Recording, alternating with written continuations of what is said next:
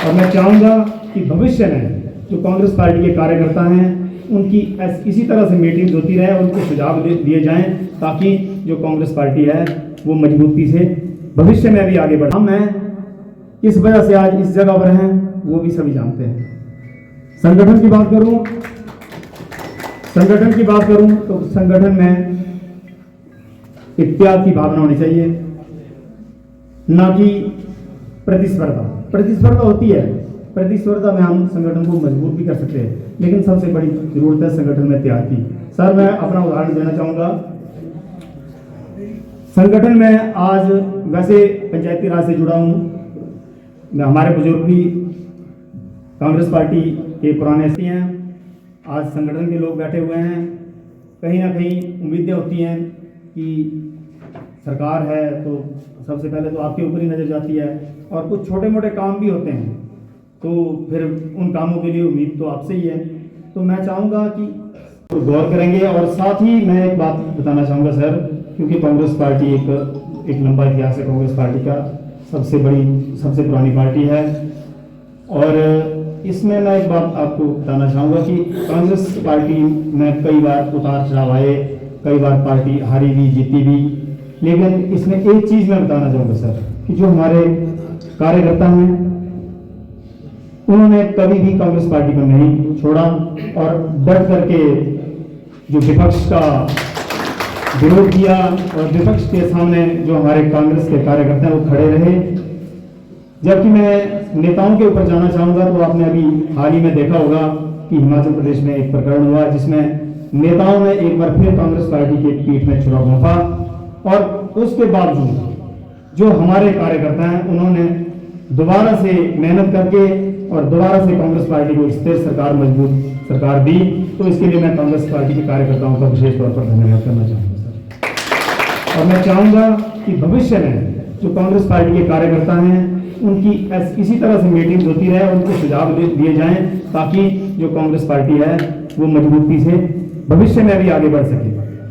Sir, जैसा कि हमारे पहले के वक्ताओं ने मैडम आशा कुमारी के बारे में यहाँ पर कुछ बातें रखी, इसमें कोई संदेह नहीं है कि मैडम के आने के बाद ही हिमाचल प्रदेश में और हमारी जो कंस्टिट्यूंसी विशेष तौर पर दरवजी जो पहले बंजेट हुआ करती थी और अब दरवजी है, तो इनके नेतृत्व में ही हमारे इलाके में चौमुखी विकास हुआ है, और आगामी भविष्य में भी हम यही कामना करते हैं कि मैडम का नेतृत्व मिलता रहे। हालांकि सोशल मीडिया के माध्यम से कई चीजें उठती रहती हैं और ये चीज किसी से छुपी भी नहीं है। मैं मंच पे खुले तौर पर बोलता हूँ, कई तरह की बातें चलती रहती है संगठन में भी और चाहे आए बगैर बाजारों में भी। लेकिन मैं एक बात सर आपको भी और अपने कार्यकर्ताओं से भी शेयर करना चाहूँगा, और एक कहानी भी है इसके पीछे, उसको भी मैं आपके सामने शेयर कर रहा हूँ कि ये एक गधा था। ये कहानी है जस्ट मात्र। तो जैसे हमारे हिमाचली रीति रिवाज हैं, हमारे देवी देवताओं को, जैसे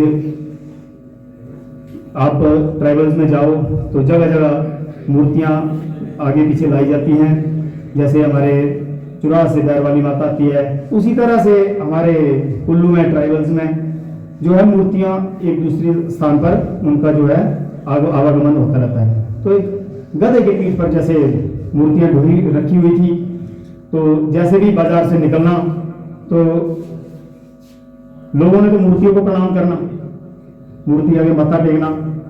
गधे के दिमाग में भी फतूर पड़ गया, चलता रहा, आगे जाना फिर मूर्ति को प्रणाम करना जैसे लोगों ने। तो इसी तरह से प्रक्रिया चलती रही। 2-3 दिन बाद गधे के दिमाग में भी फतूर पड़ गया कि ये मुझे तो नहीं लगा, मुझे तो नहीं हो रहा है सलाम। तो मेरा बोलने का मतलब ये है कि समझदार को इशारा काफी है, जो सलाम है वो जहां है और हम हैं, किस वजह से आज इस जगह पर हैं वो भी सभी जानते हैं। संगठन की बात करूं तो संगठन में इत्याग की भावना होनी चाहिए, ना कि प्रतिस्पर्धा होती है। प्रतिस्पर्धा में हम संगठन को मजबूत भी कर सकते हैं, लेकिन सबसे बड़ी जरूरत है संगठन में त्याग की। सर, मैं अपना उदाहरण देना चाहूंगा। संगठन में आज वैसे पंचायती राज से जुड़ा हूँ। हमारे बुजुर्ग भी कांग्रेस पार्टी के पुराने सिपाही रहे हैं और लगातार आज नहीं है वो इस दुनिया में। लेकिन 2000 में जब मैंने पंचायत का चुनाव का प्रधान पद का चुनाव लड़ा तो लोगों ने तो हमें जिताया ही, क्योंकि वो बिना चेन के होते हैं। लेकिन जो साथ पार्टी ने दिया वो अतुल्य है, अविस्मरणीय है। क्योंकि इसका उदाहरण अभी जब 2010 के इलेक्शन हुए पंचायती राज के, तो उसमें मैंने जिला परिषद का इलेक्शन लड़ा, और जब 2001 के इलेक्शन थे तो उसमें हमारे पवन शर्मा जी वो यहाँ से इस वार्ड से जिला परिषद के सदस्य थे। लेकिन जब मैंने अपना मन बनाया तो भाई साहब ने मेरे समर्थन में और सभी कांग्रेस पार्टी के कार्यकर्ताओं ने सिर्फ जब मेरा नाम आगे आया और नॉमिनेशन हुआ तो किसी ने भी नॉमिनेशन नहीं करवाया। तो ये सिर्फ संगठन की वजह से है कि हम आगे बढ़ पाए।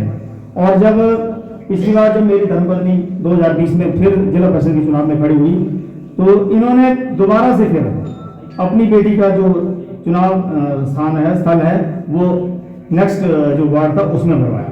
तो ये मेरा बोलना मैं आपको उदाहरण क्यों दे रहा हूँ, क्योंकि संगठन में आप एक तालमेल से काम करेंगे तो हम सभी आगे बढ़ेंगे। लेकिन अगर हम लड़ाई करेंगे तो कहीं ना कहीं इसका नुकसान भी होगा और जो विरोधी पार्टियां हैं हमारे ऊपर हावी होंगी। मैं एक सुझाव देना चाहूँगा, मैडम आप हमारे यहाँ से लीड करती हैं, आज संगठन के लोग बैठे हुए हैं, कहीं ना कहीं उम्मीदें होती हैं कि सरकार है तो सबसे पहले तो आपके ऊपर ही नजर जाती है, और कुछ छोटे मोटे काम भी होते हैं तो फिर उन कामों के लिए उम्मीद तो आपसे ही है। तो मैं चाहूँगा कि सरकार को भी आप यहाँ से ये संदेश दें कि जो हमारे कार्यकर्ता हैं पार्टी के, उनके जो सरकार के अंदर जो छोटे मोटे काम होते हैं प्राथमिकता के तौर पर उन पर फोकस किया जाए सबसे पहले। हालांकि जनता को सबके सरकार के लिए बराबर ही है, लेकिन जब हमारे कार्यकर्ता जाएं तो प्राथमिकता के आधार पर उनको पहले एंटरटेन किया जाए और उनकी जो समस्याओं को सबसे पहले हल किया जाए।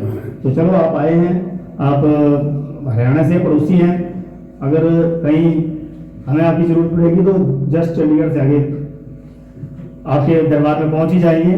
लेकिन आपसे ये कार्यकर्ताओं की ओर से मैं उम्मीद रखूंगा